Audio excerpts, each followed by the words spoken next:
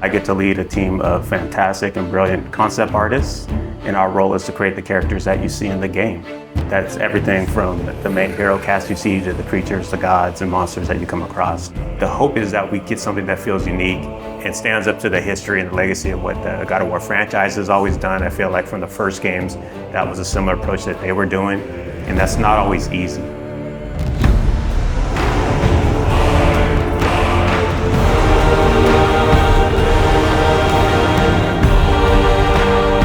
My name is Raf Grassetti. I'm the art director for God of War Ragnarök. Hi, my name is Marissa Coppert. I'm a character technical artist. Hi, my name is Angela Rico, and I am a senior character artist in God of War Ragnarök.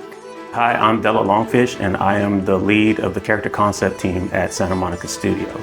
Come in. What in all yarns me that happened to him? As a character technical artist here at SMS, I rig most of the characters and props that you see throughout the world.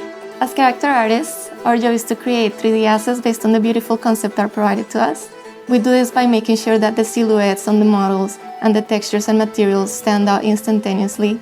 So when you see our characters on the screen, we want you to almost like them immediately or have a connection to them to some extent before even interacting with them. As art director, I get the chance to collaborate with all the departments in the studio, from narrative to viz dev, because we want to make sure the factions feel correct, all the races belong to where they're supposed to be, like all the realms have very specific characteristics about them to make sure it all fits within the God of War universe. Sorry, one more thing.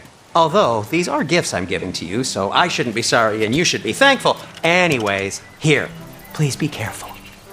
In the God of War 2018, we saw Brok and Sindri, and that was the tip of the iceberg of the huldres. And in God of War Ragnarök, we actually get to go and visit Svartalfheim, where they're from. And a great part of that, too, is we want to make sure that we expand the cast. You know, we've just seen a little bit of what was represented, and that was something that we hadn't seen. Svartalfheim is a beautiful place. There's a lot of different biomes. You go from wetlands to mountain springs, and took a lot of inspiration from hot springs, from the minerals that you find, a lot of colorful minerals, a lot of resources. So the dwarves being the races that they are, we knew we wanted to play on that as well. So you see their influence on Svartalfheim on every corner. It's a realm where you're going to find a lot of water environments. There's quarries. It's a very industrial city. It's very organized, and you can see all the dwarves putting all the work into creating this great city where they live in. Knowing that they're blacksmiths, that was kind of reflected within their clothing.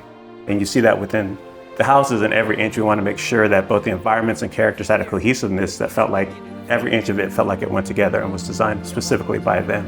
And again, that's something that we haven't seen in some of the other realms and is unique to these characters and their location. And the hope, it all goes together and creates a feeling within a realm that you're excited to see, feels unique, and really creates that sense of wonder where you want to go back.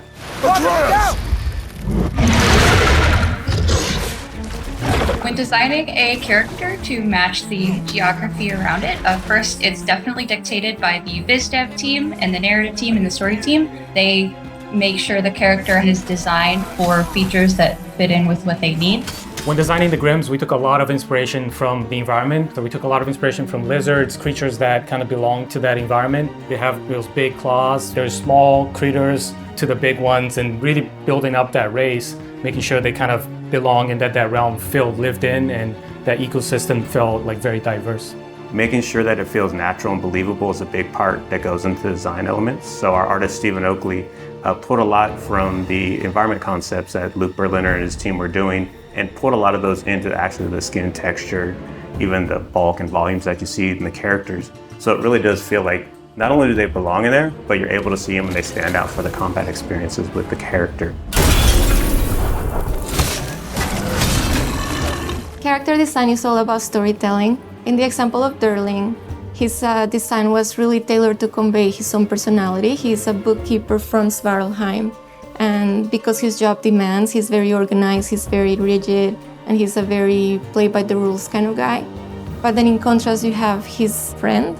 So when you see Durling connect with his pet, we see that he's not all just this rigid librarian guy, but that he's got a softer side to him. I do believe that we're all storytellers, no matter what we do, even in the tech side of things. I mean, we work to make these characters that then tell a story, and we can also kind of put those features and traits on our rigs.